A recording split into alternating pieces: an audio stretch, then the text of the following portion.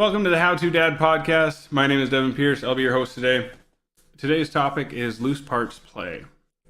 I'm going to go ahead again and apologize for the mess in the background here. We are still in the process of unpacking from having moved, and it's other aspects of the house have been a priority.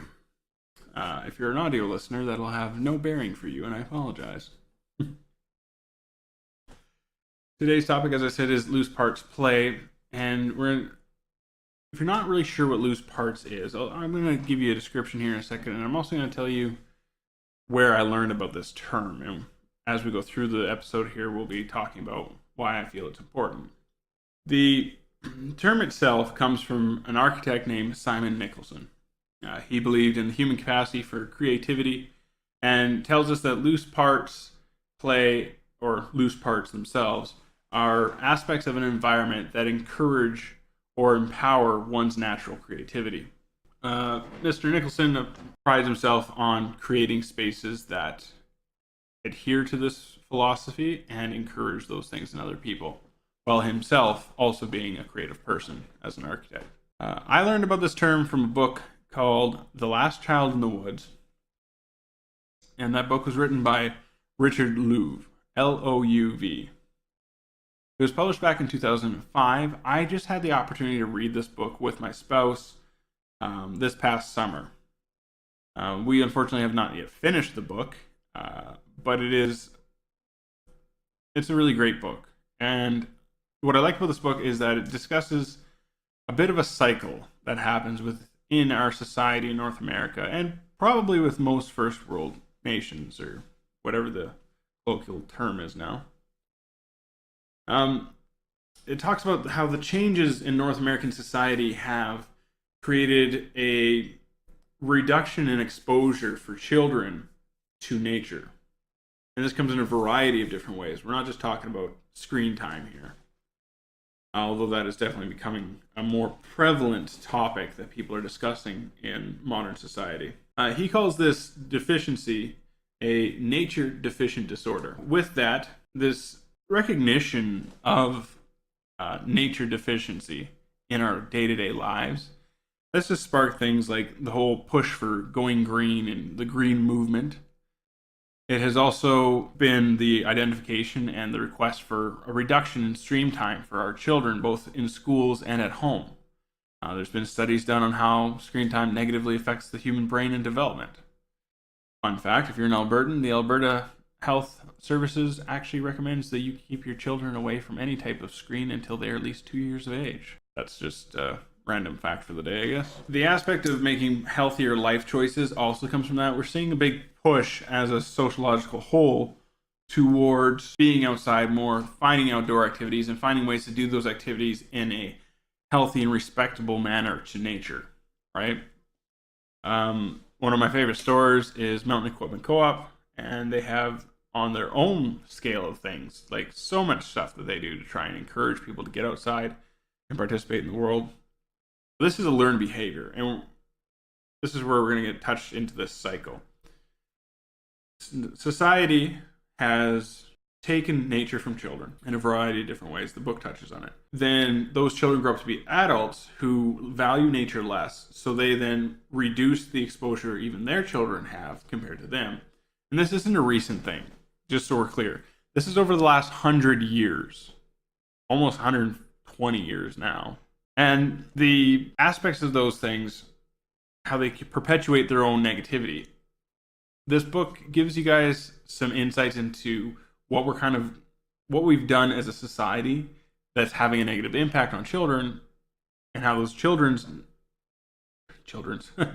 then those children are having a negative impact on our society, and it perpetuates. They grow older, they do the same thing, right? It's a cycle, rotation.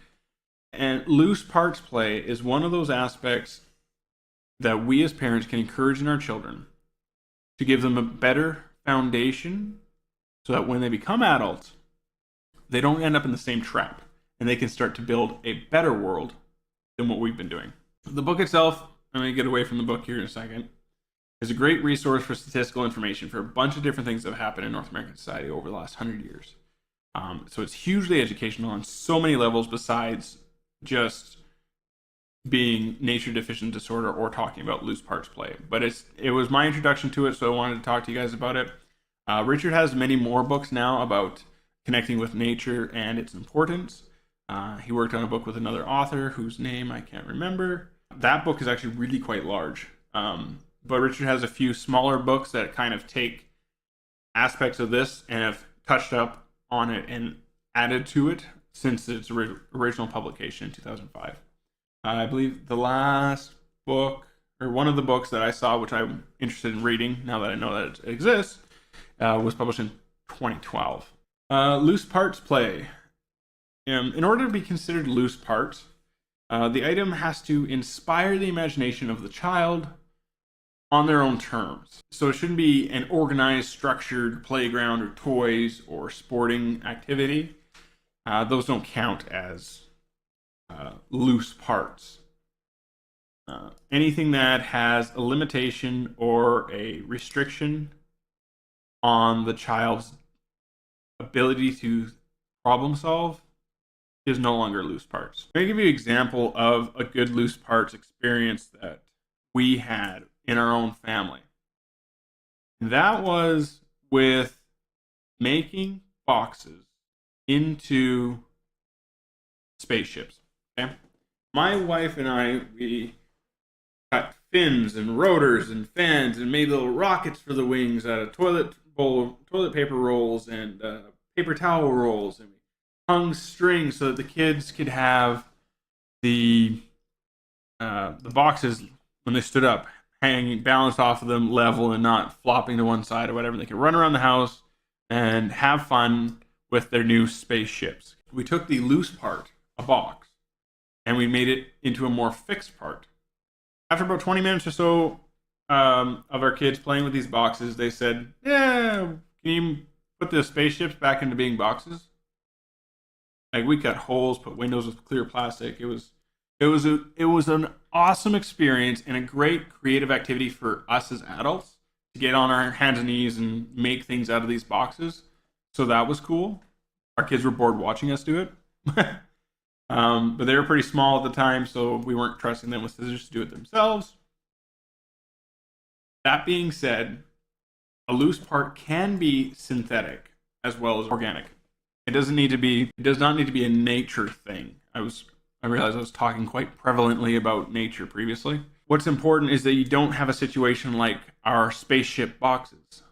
We made them into spaceships, and then the kids didn't want them to be spaceships anymore. They wanted them to be boxes. We took an open-ended, loose part toy, the box, and we turned it into a fixed and structured toy. Here, the kids still could have imagined it being a different vehicle of transportation, but because we had given them this description of what it was now and the shape and brought to life that one imaginary aspect, now they were more inclined to only use it in that way. When it comes to toys and stuff, everybody's always asking, what can I get my kids? What can I get my kids?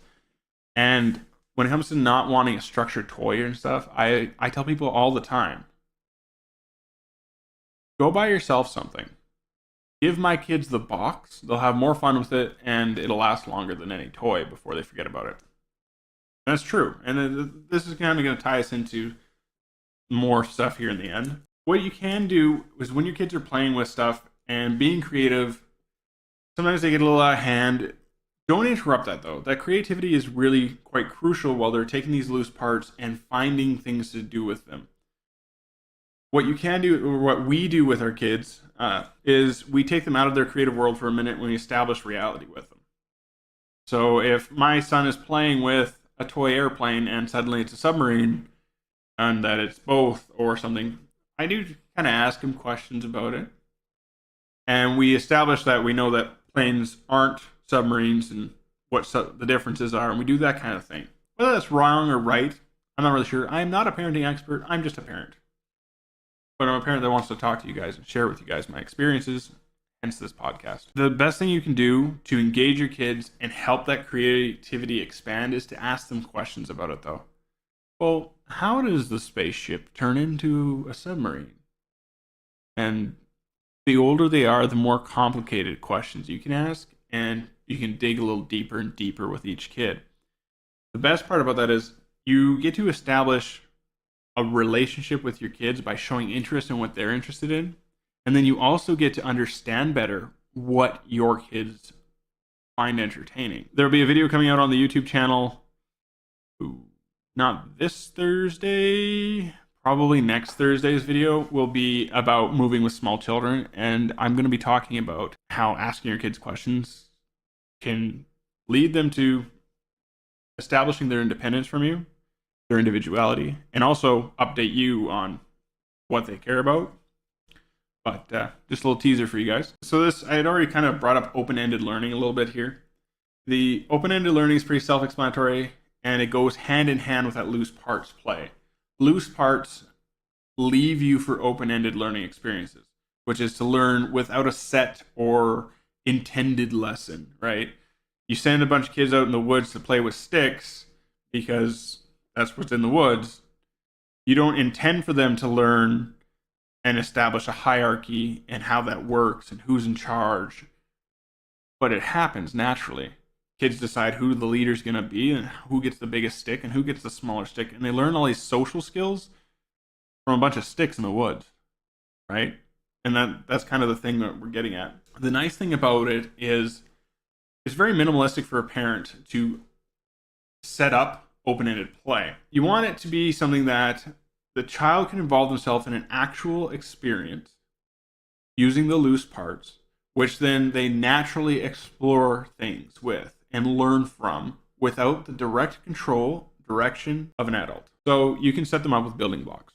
Don't tell them what to build. There, you just gave them loose parts and it's open-ended play. They can make whatever they want. Buying your kids the Lego sets that have the instructions on how to build exactly one thing and one thing only. And we see this with our own kids because they have a bunch of Batman Lego.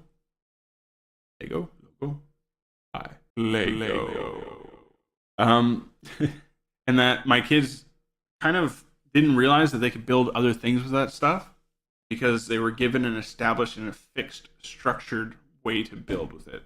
Since then, we've had some conversations about it, and we've opened up Lego to being more of loose parts, but they were very much in a structured setup because of, well, it was my own fault. I told them to use the instructions and learn how to build with it, because that does give them the basic concepts of how parts and pieces will fit or could fit together.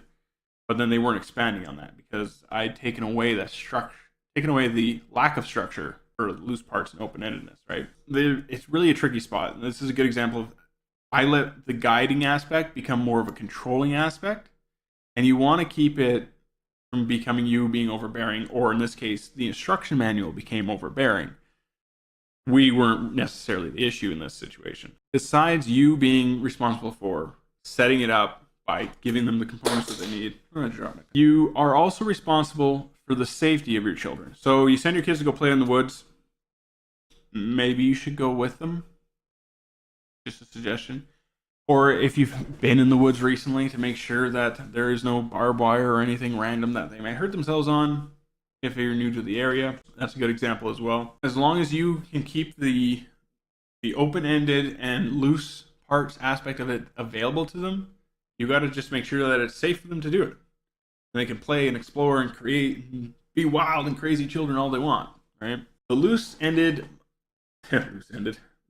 parts, open-ended, there we go, materials and experiences and those environments, they really should focus on encouraging a problem-solving skill set, which is in its own right activating the creativity portions of the brain. I'm not suggesting that you have your kids do like word math problems and call it loose play. Different kind of problem solving. This goes back to my example of a bunch of kids playing in the woods. Now, Bobby, Frank, and Joe all want to be the leader. There's problem solving skills involved with figuring out who's going to be the leader, right?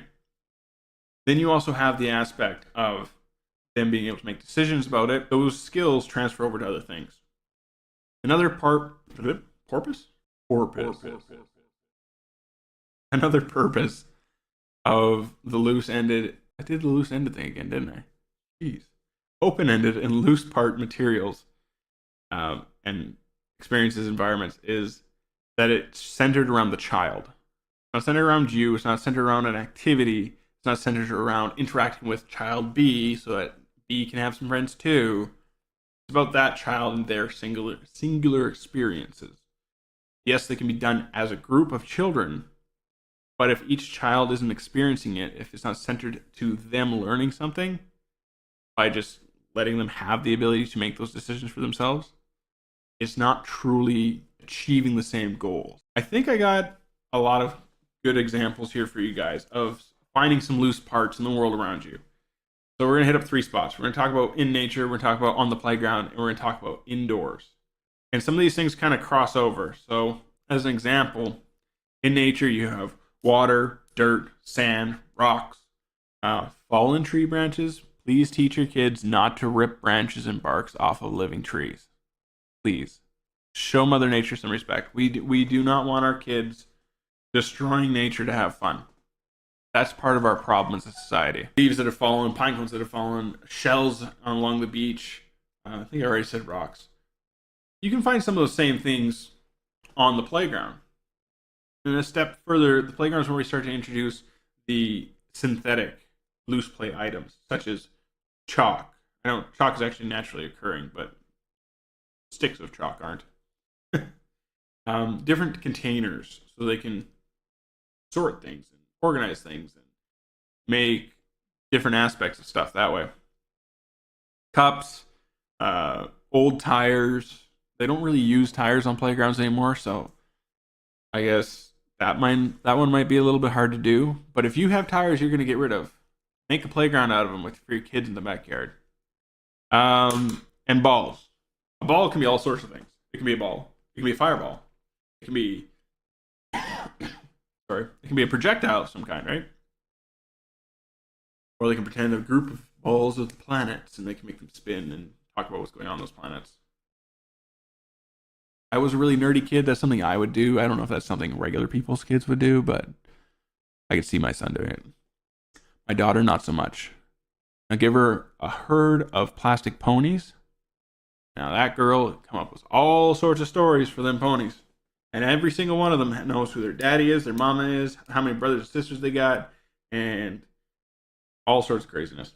If the chat has any questions and would like to participate, you guys can go ahead and type any questions you have about Loose Parts Play or the book or anything that I've mentioned, and I will answer them. I think I'm going to go ahead and close this out. If you guys want, you can follow me on Twitter at CrownEss0, ESS, the number 0. Post on there when I'm going live, when I have time to do that, and some fun stuff like that. It's a good way to keep in touch with me. You can ask me questions about the topics of the podcast, and you can also get in touch with me about things happening with my other projects, which aren't necessarily related to the podcast or the Dad's Class YouTube channel. If you haven't already, come find us on YouTube. We are Dad's Class, DAD''S space CLAAASS. Like threw way too many A's in that. That's okay. Top 5 Tuesdays, we do a list of sorts each Tuesday, and then on Thursdays we do a Dad's Class where I help teach you guys something that might help you not suffer in pain and agony as a parent or in a relationship or just as a general for human beings in life itself. Next week, not this week, but next week I am going to be aiming to stream on Twitch Monday and Saturday. I might get something going this Saturday. You guys have to follow me on Twitter to see if it happens. Again, with me moving, I haven't unpacked anything I play video games on yet, so I don't have those things. That about does it up. Thank you for watching the chat, and you guys have yourselves a good night. The How2Dad podcast is owned and hosted by Devin Pierce and is licensed under Creative Commons Attribution Non-Commercial Share Alike 4.0 International License, all rights reserved. And the audio for this podcast is currently available on Anchor, Apple Podcasts, Google Podcasts, Spotify, Breaker, Pocket Casts, and RadioPublic. Thanks for watching, guys.